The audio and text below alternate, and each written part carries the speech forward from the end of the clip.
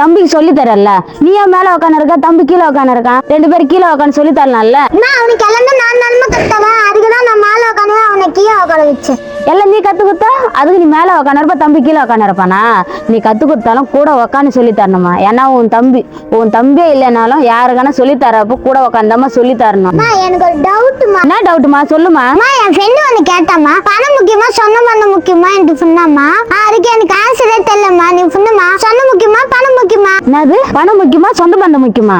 சொந்த பந்தம் தான் முக்கியம். என் ஃப்ரெண்டே அப்படி சொல்லமா, பணம் தான் முக்கியம் சொன்னாங்கம்மா. பணம் இருந்தா சொந்த பந்தம் கூட வரும் சொன்னாங்கம்மா. அந்த சொந்தமெல்லாம் உங்ககிட்ட காசு இருக்கிறப்ப வருவாங்கம்மா. அந்த காசு தீர்ந்துச்சுன்னா அந்த சொந்த பந்தம் எங்க இருக்கிறாங்கன்னு கூட தெரியாதுமா. அதம்மா சொந்த பந்தம்ன்றது இல்லம்மா.